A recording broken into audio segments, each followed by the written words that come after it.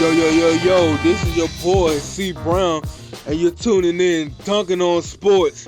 Yeah, I'm bringing you that live news right after the game. You saw it, man. Golden State won, man. Their bench outworked Cleveland's bench. Let's just go ahead and just say that off top. 2, they finally played like some grown men. Like, Golden State finally played like some grown men. Like, yeah, they did a lot of shots, but they played hard-nosed, gritty defense. They were cutting and slashing through the paint. Like, they knew that they had to play like some Pitbulls and not no Chihuahuas tonight, because if they would have played soft, Cleveland would have ate them alive. Also, they did a great job of just letting LeBron be LeBron and just shutting down his other 4 players that were playing on the court with him all time. Like, that's how you beat Cleveland. Let LeBron get his. LeBron is the king. He's gonna get his.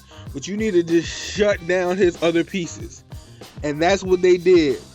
Man, I really don't like Golden State, but I gotta tip my hats off once again, man. It's like, every time I think that somebody's gonna be able to shut them down or stop them, they just do what they gotta do.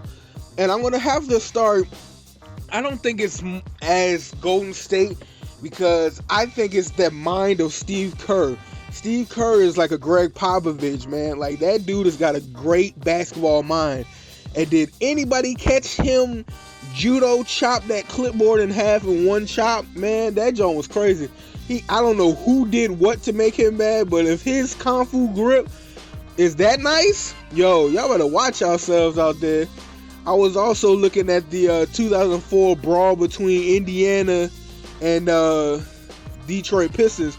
And the reason it made me think of that is when Iguodala got up in Dellavedova's face. And I was like, oh, are we going back to the old days where fights was allowed?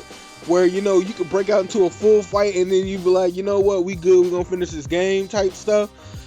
This game is mad soft, man. It's not what it used to be. Like, people could get into full fights, you know, clap hands, get ejected, whatever the case may be, and continue the game. Now it's like, oh, you slapped me in my hand, or you hit me in my leg, or you kicked me below the belt, and I'm going to cry about it. It's like, dog, do you remember when Shaq and Charles Barkley went head-to-head, or Patrick Ewing and Alonzo Mourning, the New York Knicks and the Miami Heat fights?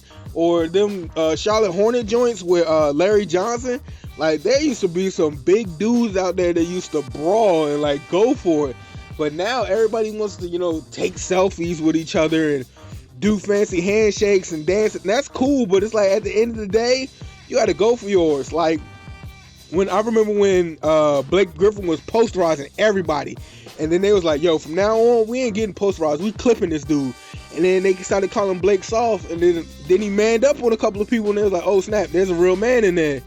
So it's real out there, man. I just wish basketball would get back to basketball. And what I mean is, you go out there, you play hard, you play rough, and whoever wins, wins. I'm not saying go out there and, you know, kill somebody or, you know, just break a dude's neck, but I mean, touch him up a little bit, give an elbow, push, you know. It's supposed to be physical. This is the finals, man. We fighting for this ring. We fighting for this territory.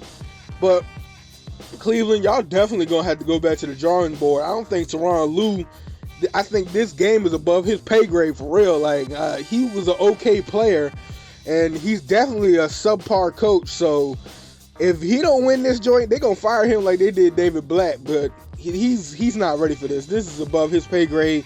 He was like the second string, third string point guard on the Lakers when Lakers was running things. So I don't know how he got this coaching job.